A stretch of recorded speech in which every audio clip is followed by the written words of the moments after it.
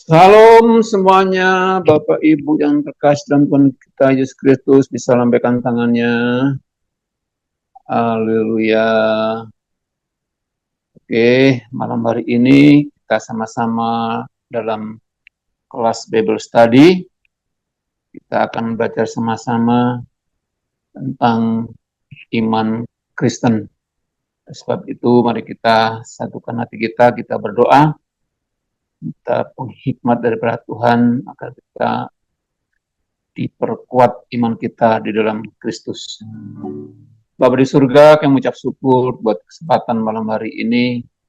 Kami ada dalam kelas ini semua oleh karena anugerah-Mu.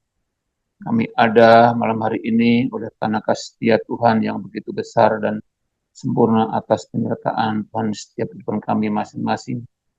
Terima kasih Bapa di surga, pimpin kami dalam Bible Study malam hari ini dari awal hingga akhir. Bila kiranya Roh Kudus mengurapi setiap kami, terlebih lagi buat hamba-Mu yang menyampaikan, memberikan pengajaran buat kami. Ialah malam hari ini kami memperoleh suatu dalam Engkau ya Tuhan, dan ditambah-tambahkan terus, diperkuat iman kami. Terima kasih kasih teman-teman kami yang belum sempat bergabung bersama kami. Kiranya Tuhan pun menyertai mereka dalam setiap aktivitas mereka.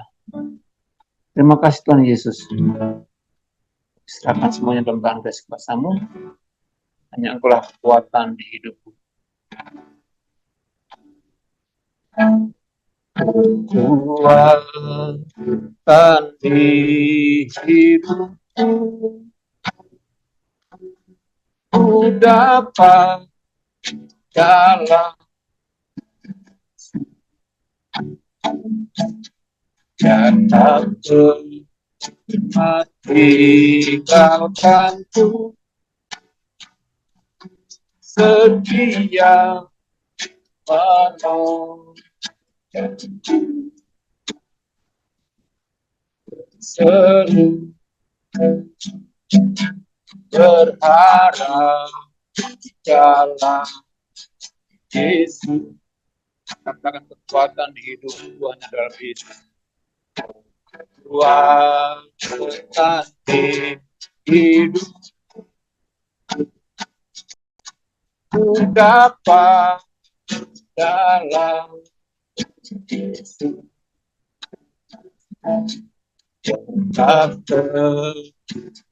tinggalkan, setia menolong, seru berharap dalam Yesus. Ajaib Kau Tuhan, penuh kuasa, sanggup pulihkan keajaibanmu dalam tangan-Mu.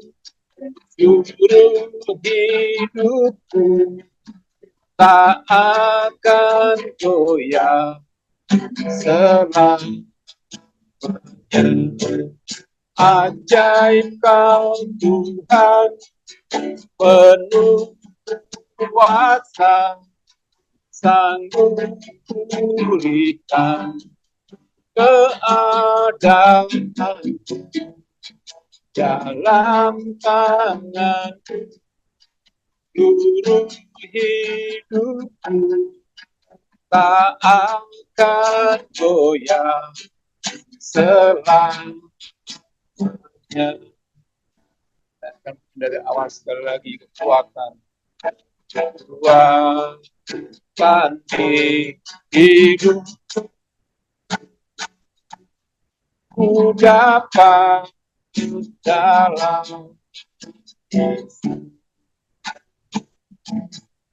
Tuhan tinggalkanku,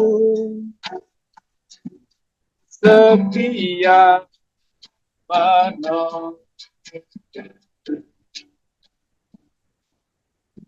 seru berharap dalam Yesus. Ajaib Kau Tuhan, penuh kuasa, sanggup pulihkan keadaan dalam tangan-Mu. Seluruh hidupku tak akan goyah selamanya. Ajaib Kau Tuhan, penuh kuasa, sanggup pulihkan keadaanku dalam tangan-Mu. Seluruh hidupku tak akan goyah selamanya. Tak akan goyah selamanya. Tak akan goyah selamanya. Haleluya,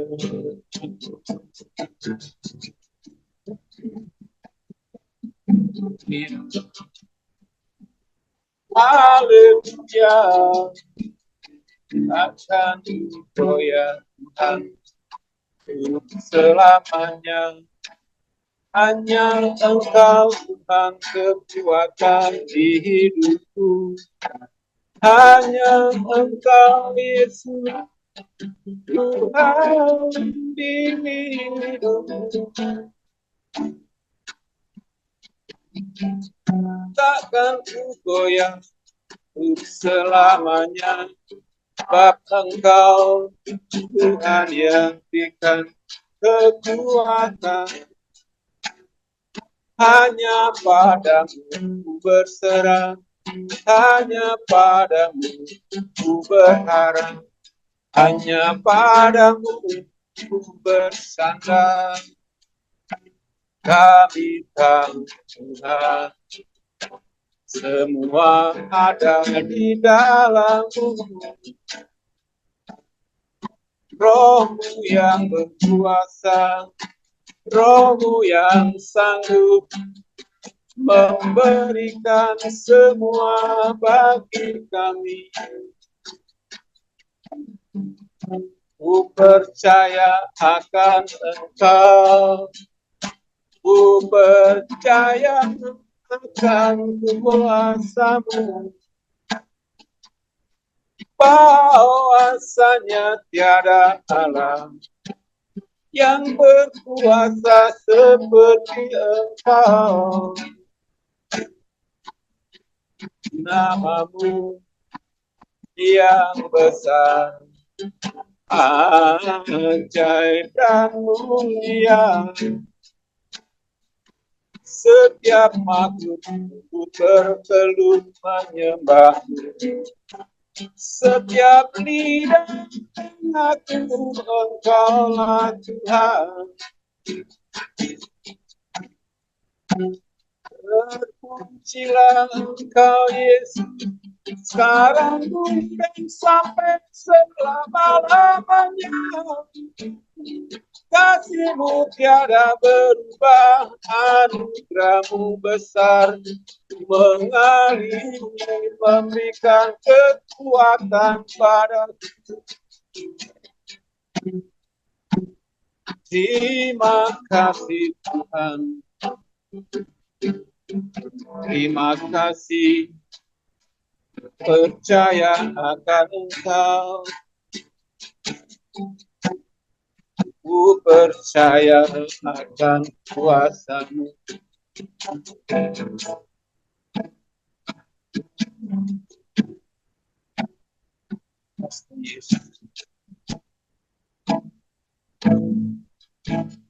Percaya akan kuasa-Mu. Percaya akan mujizatmu, berserah hanya kepadamu. Engkaulah Tuhan penolong hidup, percaya akan kuasa-Mu, percaya akan mujizat-Mu, berserah hanya kepadamu. Engkaulah Tuhan penolong hidupku, percaya akan kuasa-Mu, percaya akan mujizat-Mu, berserah hanya kepadamu. Engkaulah Tuhan penolong hidupku, percaya akan kuasa-Mu, percaya akan mujizat-Mu, berserah kepadamu. Engkaulah Tuhan penolong hidup,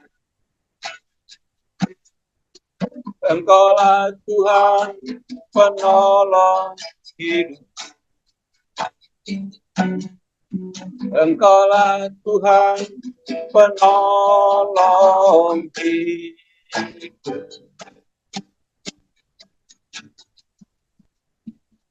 Oh, haleluya, haleluya.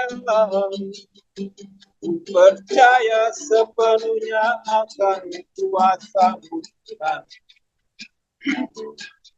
Takkan ku gentar, takkan ku goyah, takkan ku bimbang, takkan ku ragu kepadamu, ya Yesus. Terima kasih buat kekuatan yang Kau beri. Terima kasih buat kasih setia-Mu. Haleluya.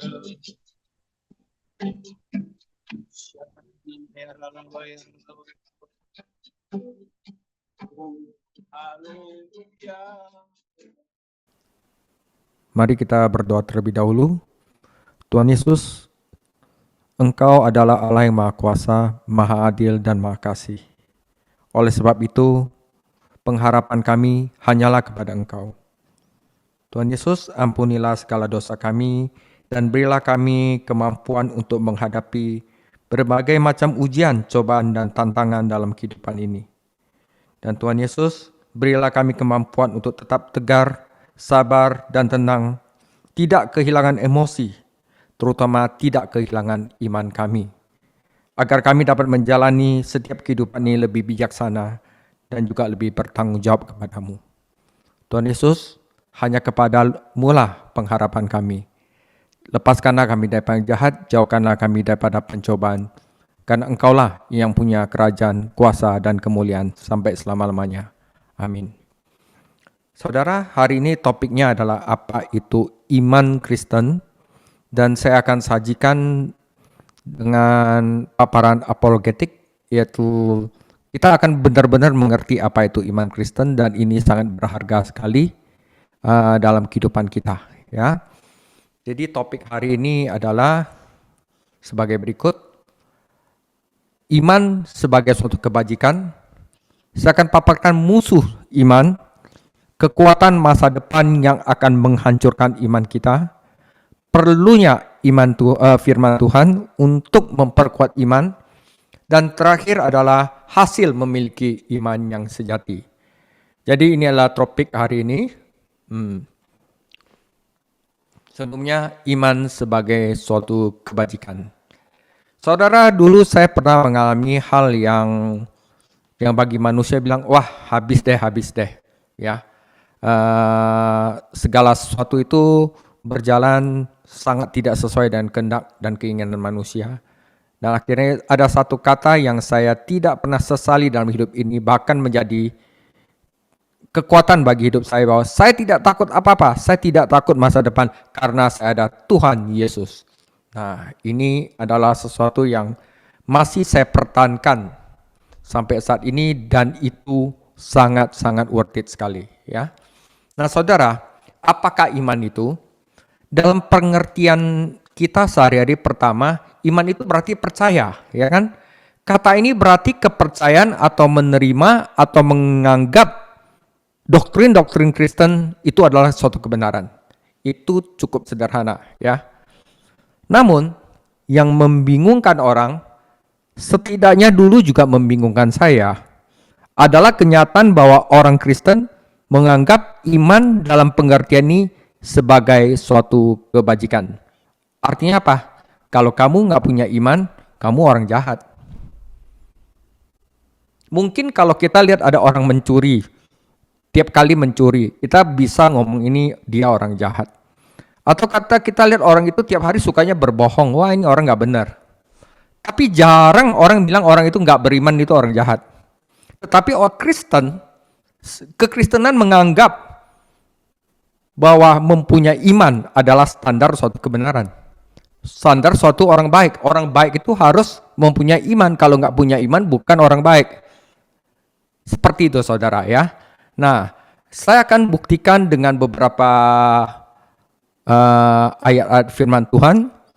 Nah, bagaimana iman Kristen bisa menentukan orang itu orang baik atau tidak? Bagaimana iman Kristen bisa menjadi suatu kebajikan?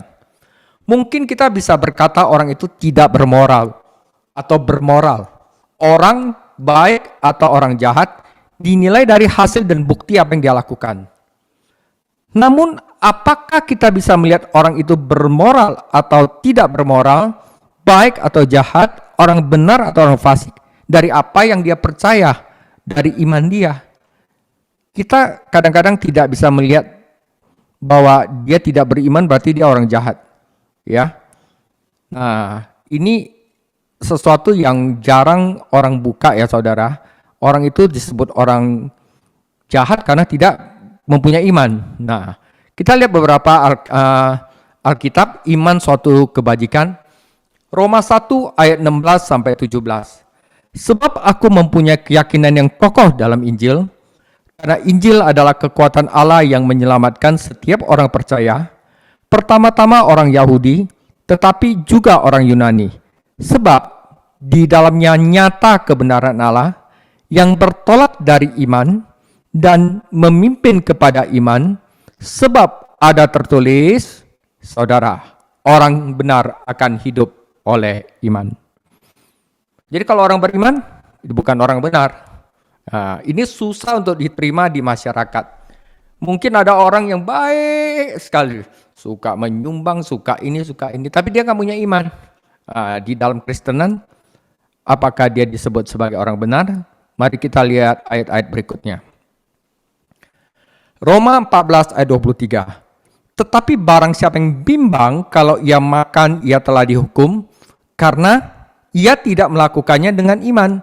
Dan segala sesuatu yang tidak berdasarkan iman adalah dosa. Oke? 1 Yohanes 5 ayat 4. Sebab semua yang lahir dari Allah, yang telah mengalami kelahiran baru, sudah menjadi anak-anak Allah, ya, terhisap dalam satu organisasi yang disebut gereja, itulah yang mengalahkan dunia. Dan inilah kemenangan yang mengalahkan dunia, yaitu bukan perbuatan kita, iman kita. Oke? Jadi kalau orang pun tidak beriman, berarti dia tidak lahir dari Allah, belum lahir baru. Nah, jelas saudara. Oke? 2 Timotius 4 ayat 7. Aku telah mengakhiri pertandingan yang baik, aku telah mencapai garis finish, dan aku telah memelihara iman. Paulus nggak bilang, Aku telah membuat gereja di Korintus. Aku telah membuat gereja di Efesus. Aku telah mempertobatkan orang di Tesalonika. Tidak. Aku telah memelihara iman. Nah, Galatia 3:26. Sebab kamu semua adalah anak-anak Allah karena suka kunjungi orang-orang yatim piatu, suka apa? Bukan. Karena iman di dalam Yesus Kristus. Nah, saudara. Efesus 2 ayat 8. Sebab karena kasih karunia kamu diselamatkan oleh iman, itu bukan hasil usahamu, tetapi pemberian Allah.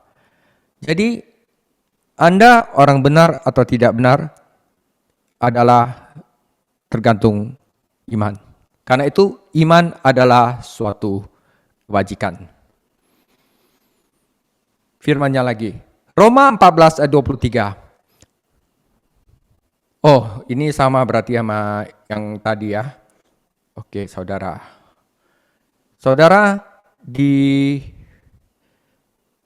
perumpamaan orang kaya ya, di sini dilihat orang kaya itu menghormati orang tua, tidak berzina, tidak membunuh, tidak mencuri, dan segala macam.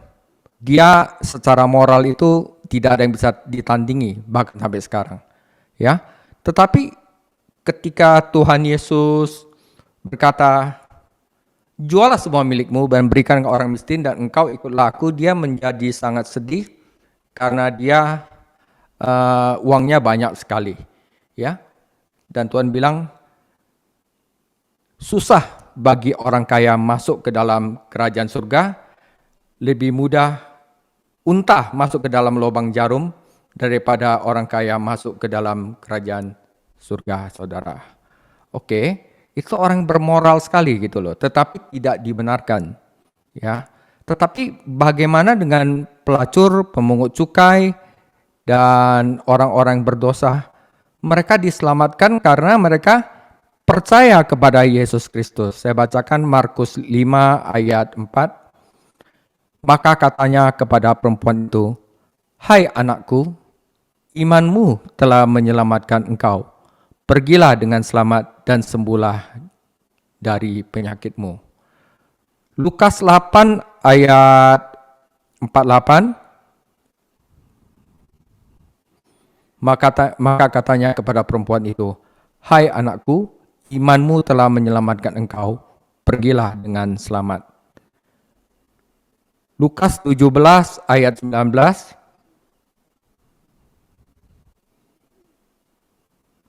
Lalu ia berkata kepada orang itu, berdirilah dan pergilah, imanmu telah menyelamatkan engkau.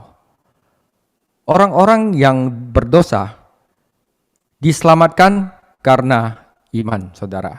Oke? Jadi yang menjadikan suatu kebajikan Kristen adalah iman, saudara, ya, adalah iman.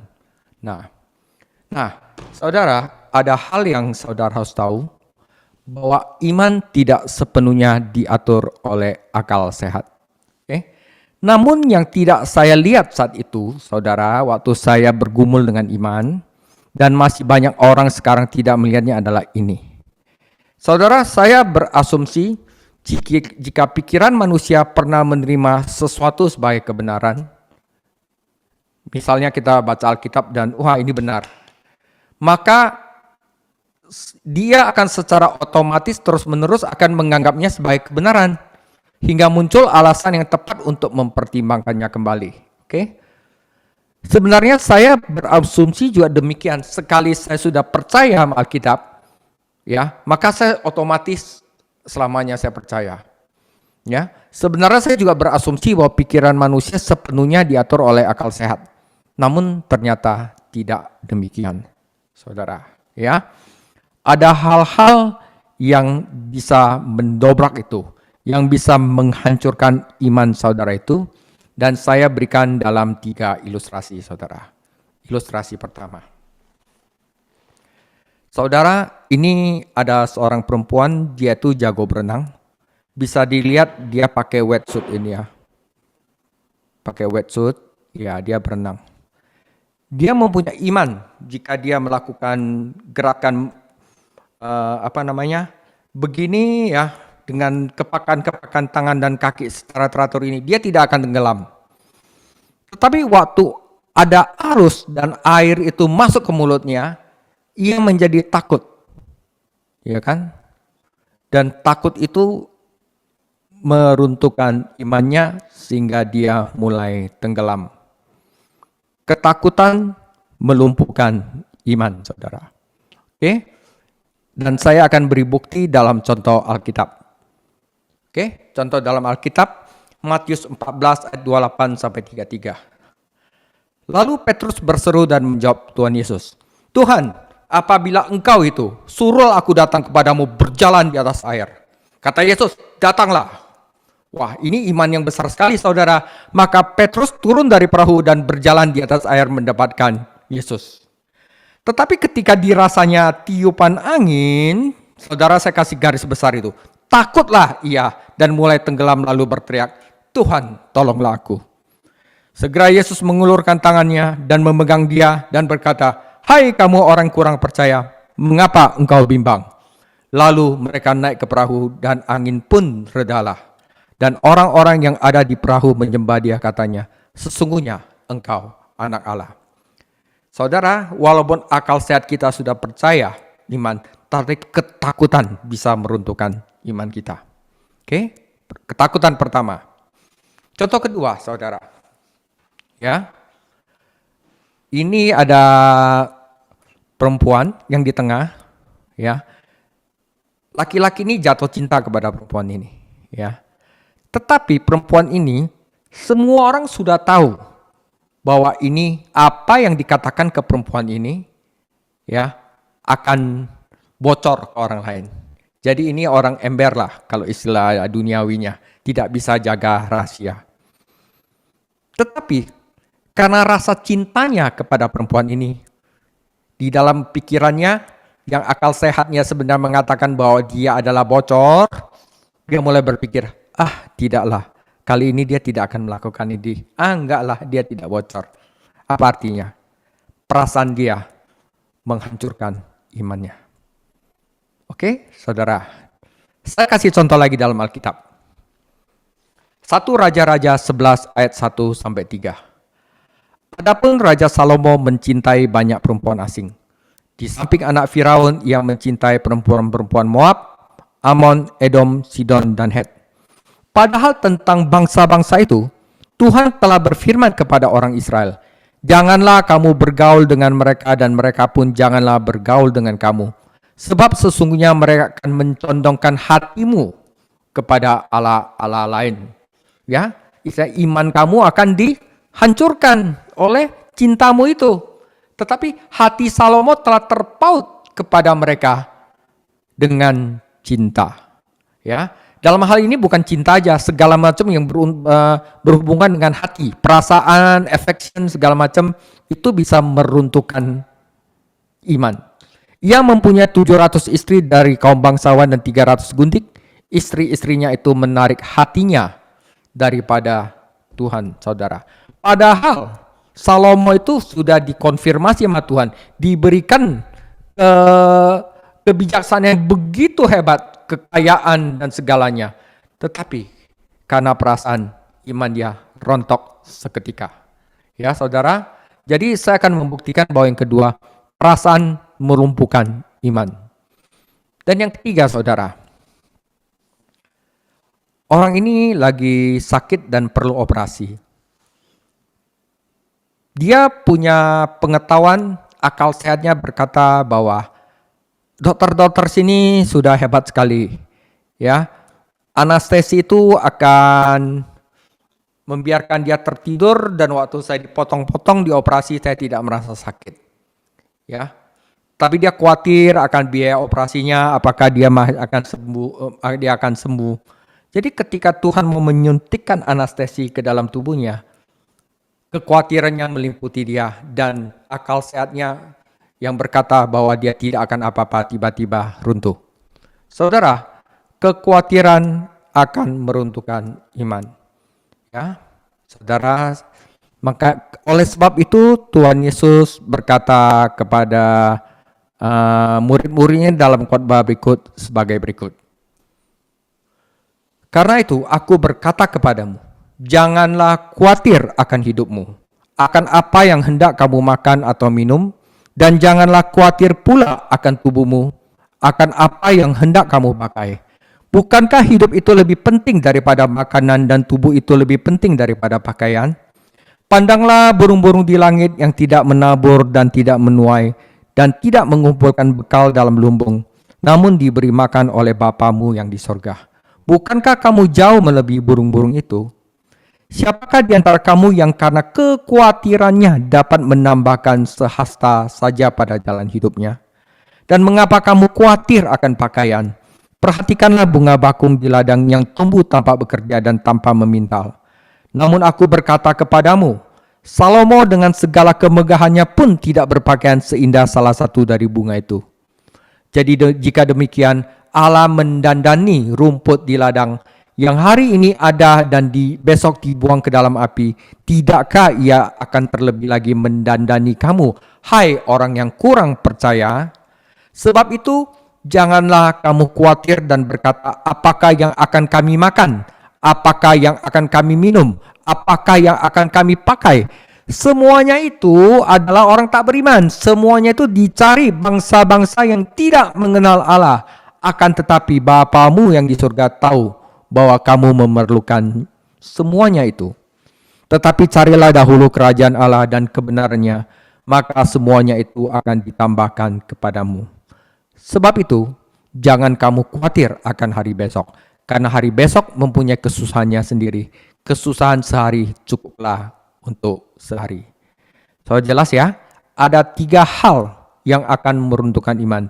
Yang pertama adalah rasa takut, yang kedua adalah baper, yang ketiga adalah khawatir. Itu 3 adalah hal yang akan meruntuhkan iman yang sebelumnya telah kita percayai melalui akal sehat kita. Oke? Musuh iman bukan akal sehat yang merenggut iman saya. Sebaliknya, iman saya itu didasarkan pada akal sehat. Pengetahuan kita akan firman Tuhan. Tetapi yang menjadi musuh yang merenggut iman saya adalah imajinasi dan emosi saya. Ya, pertarungan itu terjadi antara iman dan akal budi di satu sisi, emosi dan imajinasi di sisi lain. Dari ketiga contoh tersebut yang telah saya gambarkan, bahkan saya mengambil contoh dari Alkitab, musuh iman adalah rasa takut, perasaan, dan rasa khawatir. Ya, ini 3 harus kita kendalikan dan harus kita kalahkan. Oke? Iman yang sejati. Nah, ini penting saudara ya. Karena dari contoh-contoh yang di atas, saya akan sedikit menambahkan dalam pengertian iman. Iman dalam pengertian yang saya gunakan di sini adalah berpegang teguh pada hal-hal yang pernah diterima akal sehat Anda, terlepas dari suasana hati Anda yang berubah dan terlepas dari konsekuensi yang mungkin timbul. Ya, jadi iman Kristen adalah berpegang teguh pada firman Tuhan sebagai dasar kekristenan, terlepas dari mood Anda, terlepas dari suasana hati Anda yang berubah dan terlepas dari konsekuensinya. Itu adalah iman Kristen, saudara. Ya, jadi saya bilang, Anda mungkin berkata, saya berpegang teguh pada firman Tuhan, tetapi ketika ketakutan melanda Anda jadi tidak percaya lagi. Ketika perasaan Anda mengelabui Anda menjadi tidak percaya lagi. Dan saat Anda khawatir, Anda tidak percaya lagi. Itu bukan iman yang sejati. Ya, saudara, ini adalah definisi iman Kristen. Jadi iman yang terlepas dari suasana hati dan konsekuensi yang mungkin timbul, saudara. Nah, saudara, setelah kita sudah mengerti hal itu, saya akan masuk ke kekuatan dunia yang akan memakai ketiga hal itu untuk menghancurkan iman Kristen. Oke? Nah, saudara, metode setan saat ini sama saja dengan di masa depan, yaitu penganiayaan, rasa takut ya, tipu daya dan rayuan, perasaan, nah budaya dan kekhawatiran ekonomi. Ya, satu-satunya perbedaan adalah bahwa kekuatan-kekuatan itu akan lebih kuat di akhir sejarah nanti, akhir zaman, ketika semua hambatan disingkirkan untuk sementara waktu. Jadi sementara ini kekuatan itu lagi ditahan oleh Roh Kudus. Ya, nanti kalau itu dilepas, saudara, maka itu akan menjadi hal yang akan menghancurkan iman orang-orang di bumi ini. Alkitab tidak hanya memicu spekulasi kita tentang akhir zaman, ketika menunjukkan kepada kita apa yang akan dilakukan setan di masa depan. Alkitab menunjukkan kepada kita masa depan sehingga kita akan memiliki gambaran yang lebih jelas tentang metode yang digunakan setan saat ini, yaitu ada 3. Pertama adalah rasa takut dengan penganiayaan. Saudara, metode pertama setan adalah penganiayaan. Bukan sekedar kemungkinan di masa depan. Itu kenyataan saat ini. Terlepas dari apakah antikristus terakhir akan muncul di masa hidup kita atau tidak, faktanya di banyak bagian dunia sudah banyak martir yang mati bagi Kristus setiap tahun. Dan bahkan ketika iman itu tidak mengorbankan hidup Anda, setan menggunakan bentuk-bentuk rasa takut, penganiayaan, dan intimidasi lainnya untuk mencegah Anda untuk mengikuti Yesus. Oke? Nah, ini digambarkan di dalam Wahyu 13 ayat 1 sampai 2. Wahyu 13 ayat 1, lalu aku melihat seekor binatang keluar dari dalam laut, bertanduk 10 dan berkepala 7. Di atas tanduk-tanduknya terdapat 10 mahkota dan pada kepalanya tertulis nama-nama hujat. Binatang yang kulihat itu serupa dengan macan tutul dan kakinya seperti kaki beruang dan mulutnya seperti mulut singa. Dan naga itu memberikan kepadanya kekuatannya dan tahtanya dan kekuasaannya yang besar. Ini adalah antikris, ya, binatang yang keluar dari dalam laut. Saudara, metode serangan kedua iblis adalah tipu daya agama yang juga sangat nyata.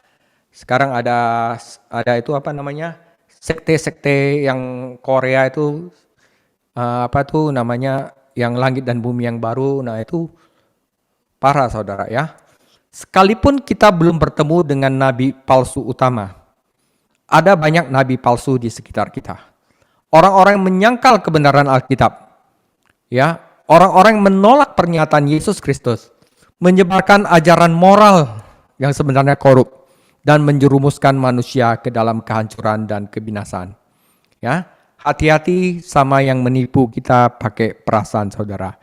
Wah, kayaknya enak sekali ya di sana ya. Wah, dia ngerti loh perasaan saya. Wah, bahaya, saudara, ya. Jangan percaya sama hati, saudara. Percaya kepada firman Tuhan. Oke, di dalam Alkitab adalah nabi palsu, ya. Dalam Wahyu 13 ayat 11 sampai 12. Dan aku melihat seekor binatang lain keluar dari dalam bumi. Bertanduk 2. Tanduknya 2 seperti anak domba. Tetapi ia berbicara seperti seekor naga.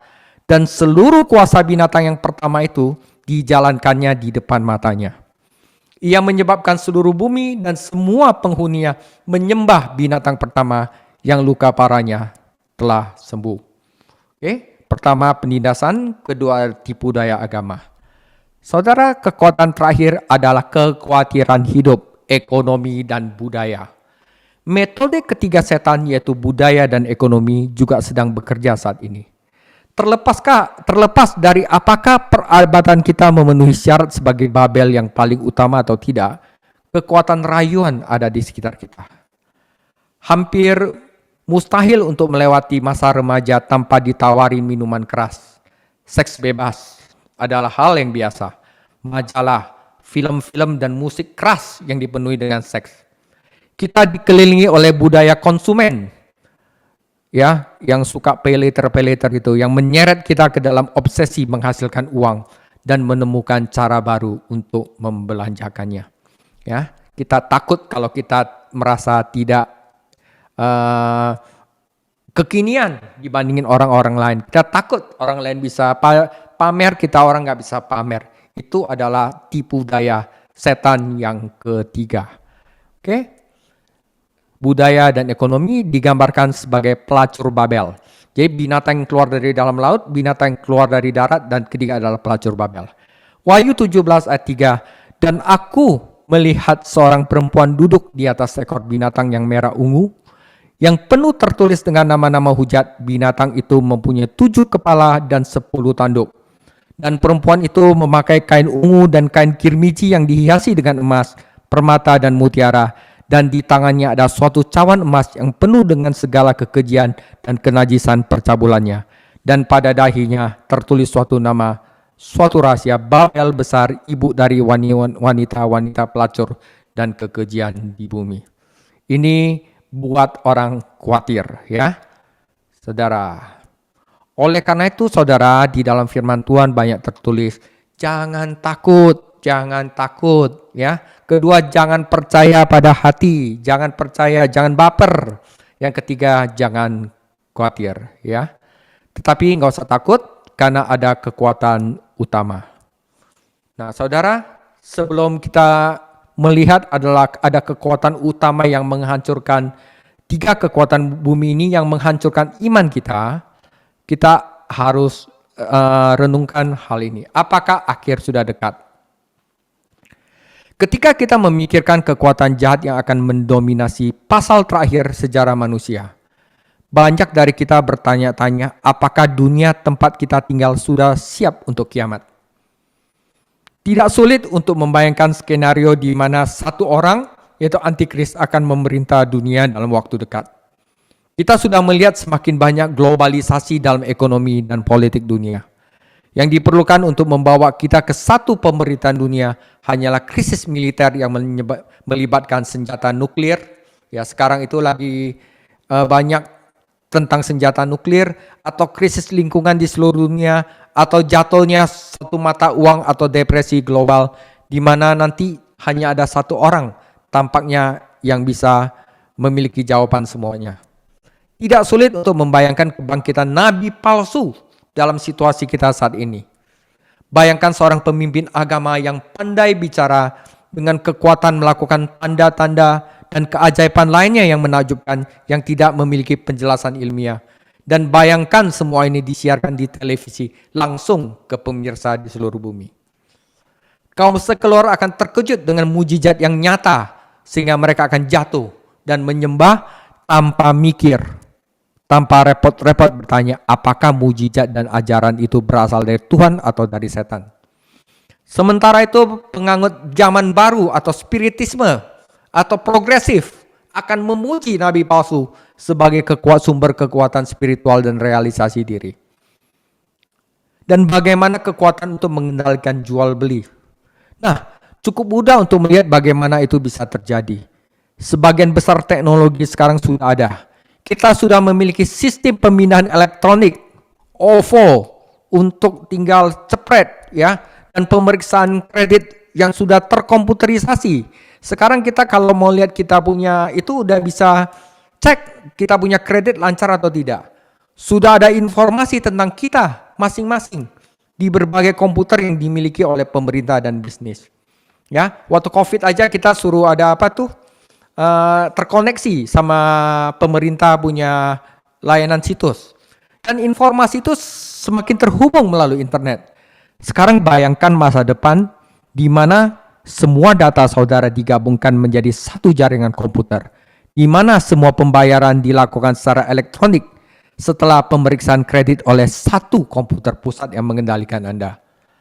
Dan di mana jika pemeriksaan kredit mengidentifikasi Anda sebagai orang Kristen, Anda akan ditolak haknya untuk membeli atau menjual apapun. Bisa jadi.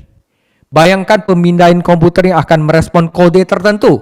Dan satu cara untuk ditandai dengan kode itu adalah dengan melayani antikristus.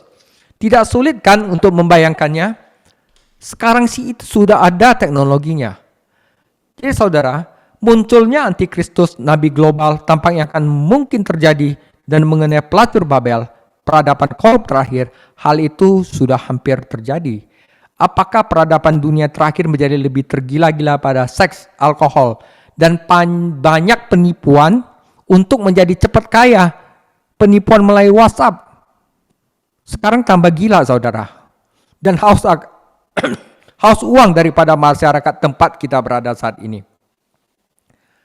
Dunia tampaknya siap untuk kekuatan jahat masa depan yang dijelaskan dalam Alkitab. Tapi saudara, hal tersebut dilakukan itu untuk meruntuhkan iman saudara kepada Yesus Kristus. Ya. Jadi bagaimana Anda bisa melawannya? Nah, saudara, ini penting. Kita bisa melawannya hanya ketika kita berhubungan dengan kekuatan utama masa depan. Ya, Kitab Wahyu sudah menuliskannya. Kitab Wahyu sudah memberitahukannya. Kitab Wahyu akan mengatakan bahwa tepat ketika antikristus, nabi palsu, dan masyarakat pelacur tampaknya tak terbendung. Tepat ketika setan tampaknya telah menang, maka kekuatan utama masa depan akan muncul. Mari kita baca Wahyu 19 ayat 11-16. Lalu aku melihat surga terbuka. Sesungguhnya ada seekor kuda putih, dan ia yang menungganginya bernama yang setia dan yang benar. Ia menghakimi dan berperang dengan adil. Dan matanya bagaikan nyala api, dan di atas kepalanya terdapat banyak mahkota, dan padanya ada tertulis suatu nama yang tidak diketahui seorang pun kecuali ia sendiri.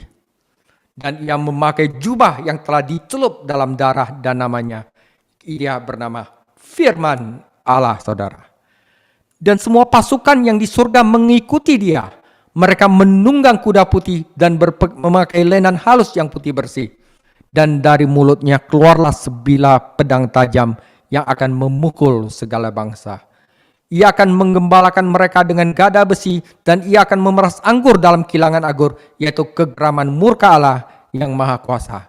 Dan pada jubahnya dan pahanya tertulis suatu nama, yaitu Raja segala raja dan Tuhan di atas segala Tuhan, saudara. Nah, saudara, ini adalah kekuatan yang pasti menang. Karena dia sudah menang. Dia adalah firman Allah. Dia adalah Yesus Kristus. Dia adalah Raja segala raja dan Tuhan di atas segala Tuhan. Nah, saudara, inilah kekuatan utama masa depan. Ketika Tuhan Yesus dan pasukannya maju, binatang buas itu, nabi palsu, serta orang-orang yang mengikut dia berkumpul untuk melawan. Tetapi akhir mereka cepat dan mengerikan. Binatang buas dan nabi palsu ditangkap dan dilemparkan ke dalam api neraka. Semua orang yang mengikuti antikristus dan nabi palsu dan menyerah pada godaan pelacur Babel akan dihukum. Akhirnya setan sendiri dihancurkan. Dia dan semua iblisnya dilemparkan ke dalam lautan api. Di sana kata Alkitab, mereka akan disiksa siang dan malam sampai selama-lamanya. Begitulah kuasa kejahatan. Oleh sebab itu, saudara, di dalam pelajaran iman ini, penting untuk kita mengetahui akhir cerita. Alkitab sudah menceritakan akhir cerita bahwa Yesus Kristus akan menang. Anda mungkin melihat sekeliling Anda dirasai oleh ketakutan, perasaan, dan kekhawatiran, dan berpikir lebih masuk akal untuk menyerah pada kejahatan daripada mengikuti Yesus. Tetapi ketika kekuatan masa depan berbenturan, kejahatanlah yang kalah. Dan Yesus Kristus adalah pemenangnya. Kekuatan jahat di masa depan akan lenyap di hadapan kekuatan penunggang kuda putih yang besar dan tak terbayangkan. Yesus Kristus akan berkuasa.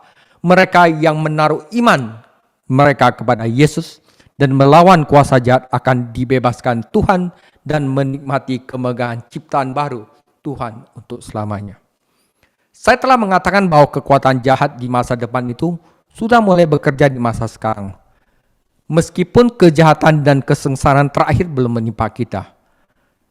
Namun izinkan saya menekankan sesuatu yang jauh lebih penting. Kekuatan kudus dan ilahi di masa depan, kuasa penyelamatan Tuhan Yesus juga sedang bekerja sekarang. Meskipun kedatangan yang kedua belum menimpa kita. Roh Kudus Yesus sedang bekerja hari ini, menarik umatnya menuju takdir akhir mereka, yaitu berkemenangan di dalam Yesus Kristus. Oleh karena itu saudara, iman itu penting. Saudara, Injil keselamatan melalui iman kepada Yesus terus menyebar ke seluruh dunia, akan menyelamatkan jutaan orang dari cengkraman setan, menjagai jiwa mereka, dan memberi mereka kekuatan untuk melawan kekuatan penganiayaan, tipu daya, dan rayuan. Injil Kristus terus menyebar, dan ketika Injil telah menjangkau semua bangsa, Tuhan akan membawa semua orang pilihannya kepada iman. Akhir akan datang, dan Yesus akan kembali dan menyelesaikan kemenangannya. Sementara itu, sekarang saudara, Tuhan memanggil kita untuk menjalani kehidupan kita dalam terang apa yang kita ketahui tentang masa depan. Kita tahu kita akan menang. Dia menunjukkan kepada kita strategi setan, penindasan, tipu daya agama, dan kekhawatiran hidup. Bukan agar kita takut atau kewalahan, tetapi agar kita tetap beriman dan waspada terhadap apa yang dilakukan iblis. Dan agar kita percaya kepada Tuhan Yesus Kristus dan berpihak kepada Dia, bukan kepada setan. Nah, saudara, oleh sebab itu, saudara, seseorang yang sudah menjadi Kristen harus melatih kebiasaan beriman. Langkah pertama adalah mengenali fakta bahwa suasana hati Anda selalu berubah. Rasa takut, rasa khawatir, perasaan baper. Langkah berikutnya adalah memastikan bahwa jika Anda pernah menerima kekristenan, maka beberapa doktrin utamanya harus sengaja diingatkan kembali di benak Anda selama beberapa waktu setiap hari. Maka ini penting pendalaman Alkitab, biar kita sengaja diingatkan kembali. Ya, itulah sebabnya doa harian dan baca firman Allah serta pergi ke ibadah gereja merupakan bagian penting dari kehidupan Kristen. Kenapa? Kita harus terus-menerus diingatkan tentang apa yang kita yakini. Kita harus tetap melakukan Bible study. Begitulah iman harus dipelihara, saudara. Oke? Nah, peran firman Tuhan dalam iman, Roma 10 ayat 17, jadi iman timbul dari pendengaran dan pendengaran oleh firman Kristus. Ya, sampai Paulus tidak mau katakan apa-apa selain firman Tuhan. Ya, 1 Korintus 2 ayat 4, baik perkataanku maupun pemberitaanku tidak kusampaikan dengan kata-kata hikmat yang meyakinkan, ya, tetapi dengan keyakinan akan kekuatan roh, supaya iman kamu jangan bergantung pada hikmat manusia, tetapi pada kekuatan Allah, saudara. Nah, saudara, penting kalau kita sudah memiliki iman itu kita tumbuhkan, karena bertumbuh dalam iman atau yang Alkitab sebutkan seperti berbuah, menandakan bahwa seseorang memiliki iman yang sejati. Karena imannya sejati akan melahirkan hal-hal sebagai berikut, 2 Petrus 1 ayat 5-7. Justru karena itu, kamu harus dengan sungguh-sungguh berusaha untuk menambahkan kepada imanmu kebajikan, dan kepada kebajikan pengetahuan, dan kepada pengetahuan penguasaan diri, kepada penguasaan diri ketekunan, dan kepada ketekunan kesalehan, dan kepada kesalehan kasih akan saudara-saudara, dan kepada kasih akan saudara-saudara, kasih akan semua orang. Kalau kita bisa tumbuh dalam kebajikan, pengetahuan, penguasaan diri, ketekunan, kesalehan, kasih, berarti Anda adalah memiliki iman yang sejati. Oke? Nah, saudara, itu yang Alkitab sebut dengan berbuah, ya, mempunyai buah. Oke? Nah, saudara, hasil dari iman sejati ada di ayat 3 ayat berikutnya. Sebab apabila yang hal tadi ada padamu dengan berlimpah-limpah, 1, kamu akan dibuatnya menjadi giat dan berhasil dalam pengenalanmu akan Yesus Kristus Tuhan kita. Tetapi barang siapa tidak memiliki semuanya itu Ia menjadi buta dan picik karena ia lupa bahwa dosa-dosanya yang dahulu telah dihapuskan. Karena itu saudara-saudaraku, berusahalah sungguh-sungguh supaya panggilanmu dan pilihanmu makin teguh, sebab jika kamu melakukannya, hasilnya kamu tidak akan pernah tersandung, saudara. Anda tidak akan bisa ditipu, Anda tidak bisa diintimidasi, Anda tidak akan perlu khawatir. Dan dengan demikian, ini yang orang pasti suka. Kamu akan dikaruniakan hak penuh untuk memasuki kerajaan kekal, yaitu kerajaan Tuhan dan Juru Selamat kita, Yesus Kristus. Nah saudara, Anda mau mempunyai hak penuh untuk masuk kerajaan kekal? Nah kalau Anda mempunyai ciri-ciri hal ini semua, berarti iman saudara adalah iman yang sejati. Anda pasti masuk surga. Ya. Nah saudara, sebagai penutup, ada banyak hal yang tidak kita ketahui tentang masa depan. Ya. Kita tidak tahu tren dan orang mana yang memiliki dampak terbesar. Namun kita tahu pertempuran sedang terjadi, pertempuran terakhir antara kekuatan jahat dan kuasa Tuhan. Pertempuran masa depan itu hanyalah konflik terakhir dalam perang yang sudah berlangsung saat ini. Perang di mana kekuatan masa depan sudah menggunakan kekuatan mereka. Kekuatan mana yang mengendalikan Anda? Iman Anda ada di pihak mana? Apakah Anda menyerah pada kaki tangan naga yang ganas tetapi menjadi terkutuk? Atau apakah Anda berbaris dalam pasukan Yesus Kristus yang menang dengan iman saudara? Jangan biarkan hari lain berlalu sebelum Anda memiliki iman yang sejati. Iman yang terlepas dari konsekuensi. Iman yang terlepas dari mood Anda kepada Tuhan Yesus sebagai penyelamat Anda dan menaatinya sebagai komandan Anda.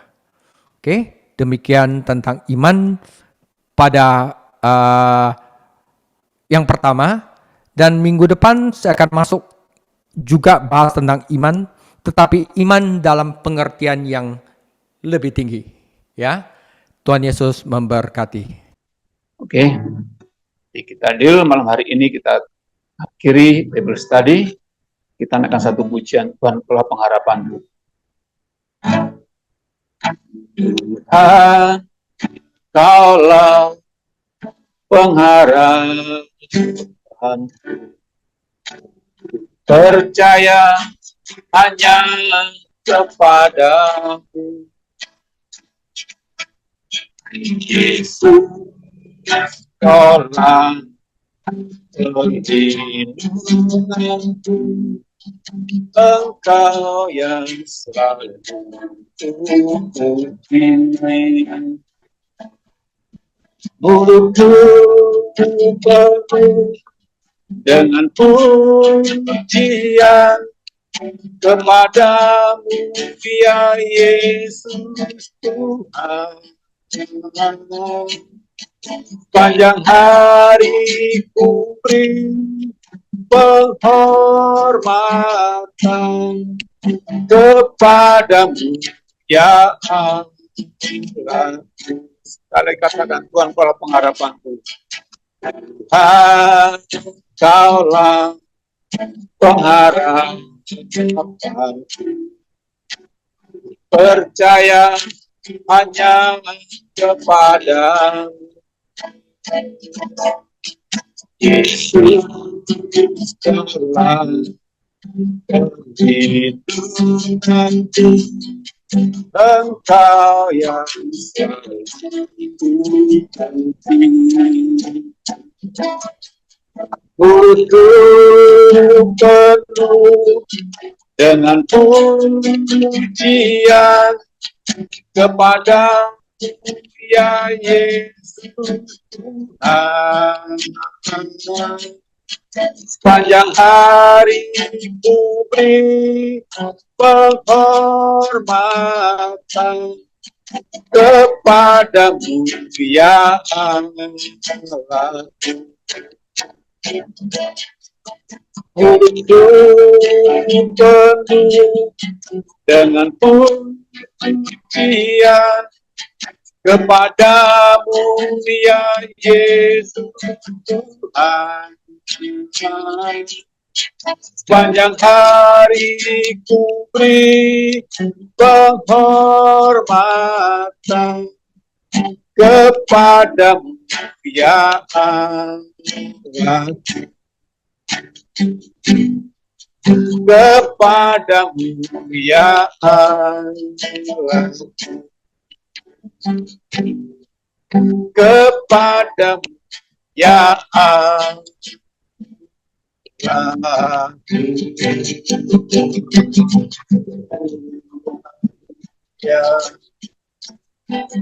haleluya, Engkaulah pengharapan kami, Engkaulah tujuan hidup kami, Engkaulah penolong dan kekuatan kami. Terima kasih Tuhan, ku bersyukur selalu kepadamu, ku bersyukur selalu bagimu. Terima kasih Tuhan Yesus, mengucap syukur buat malam hari ini, buat pengajaran tentang iman Kristen kami. Ialah kami semakin hari percaya, tambah-tambahkan kepercayaan kami akan Engkau Tuhan, bahwa Engkaulah iman kami, Engkaulah Tuhan Juru Selamat kami, sehingga kami senantiasa terus boleh mengenal Engkau lebih dalam lagi, lebih jauh lagi ya Tuhan. Agar sepanjang hari depan kami memiliki kebajikan akan pengenalan kami akan Engkau. Terima kasih buat pengajaran malam hari ini, urapi hamba-Mu, Pastor David Chang yang telah mengajar buat kami semuanya. Kiranya Tuhan berkati, menambahkan hikmat, wahyu daripada Roh Kudus mengalir, sehingga urapan-urapan Tuhan mengalir, sehingga pewahyu-pewahyuan, hikmat dan Roh Kudus dapatkan untuk mengajarkan setiap kami semuanya Tuhan, sehingga kami boleh belajar bersama-sama, diperkuat iman kami di dalam Engkau.